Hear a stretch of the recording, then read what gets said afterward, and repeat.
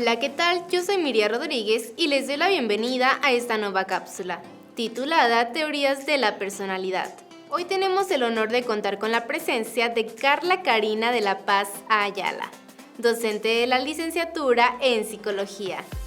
Acompáñanos a descubrir en esta segunda parte la teoría de los constructos personales de George Kelly y profundizar en la teoría de la personalidad de Raymond Cattell, una de las más influyentes y reconocidas. Comencemos.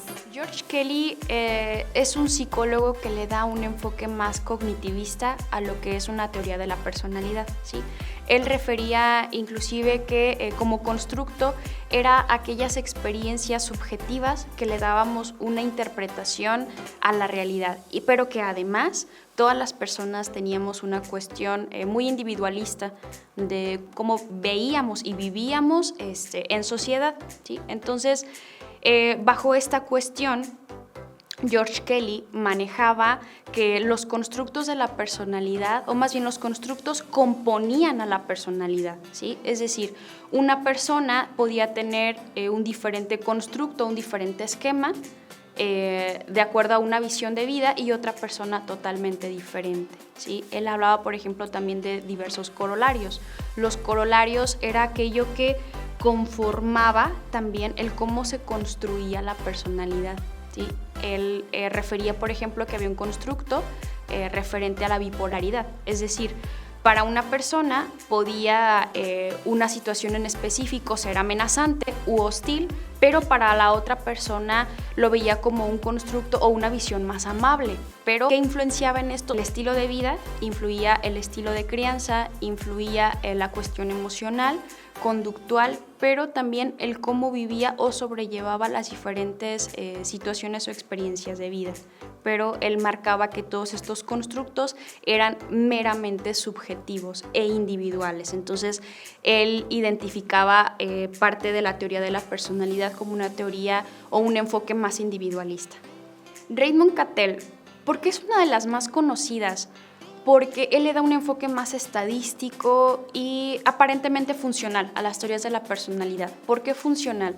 Porque él, desde un punto de vista experimental y, como te comentaba, estadístico, le da una funcionabilidad, es decir, enmarca o realiza y propone diferentes tests psicométricos que te ayudan a ti a definir qué rasgos de personalidad son los que componen tu propia naturaleza humana, ¿sí? Inclusive a través de estos componentes o de estos tests podían ayudar a predecir la conducta, pensamiento o emoción del ser humano. Entonces es funcional porque estos tests se pueden aplicar tanto en escuelas, tanto inclusive en una cuestión jurídica, para poder predecir o analizar si un sujeto o una persona podía ser proclive a cometer un delito de acuerdo al tipo de conductas antisociales que tenía, ¿sí? Entonces todos estos rasgos de personalidad que él enmarcaba 16, podían ser entre ellos, por ejemplo, la extroversión, la introversión, la estabilidad emocional, entre muchos otros, pero él sí ya lo manejaba un poquito más a lo práctico, por eso es más conocida. Claro, las demás también, ¿no? Pero le da un poquito más practicidad a la cuestión de las teorías de la personalidad. Yo creo que en esta cuestión las teorías de la personalidad, a ser tan amplias y que todos tienen sus diferentes enfoques, desde el psicoanálisis, desde el conductismo, desde un enfoque también más cognitivista o inclusive más humanista, no hay ninguna obsoleta desde mi punto de vista. ¿Por qué? Porque todas son funcionales de acuerdo al área que se quiere implementar o ejecutar. Entonces todas terminan siendo muy interesantes, algunas fueron base de otras, pero al final de cuentas recuerdo mucho a mis maestros aquí de UNIVA que me referían precisamente: jamás te cases con ninguna teoría. ¿Por qué? Porque todas van a tener un grado de aprendizaje y que además nos pueden ayudar a la práctica desde clínica, forense, educativa. Entonces, pues en sí, esa parte de las teorías de la personalidad vale la pena echarse un clavado a cada una de ellas.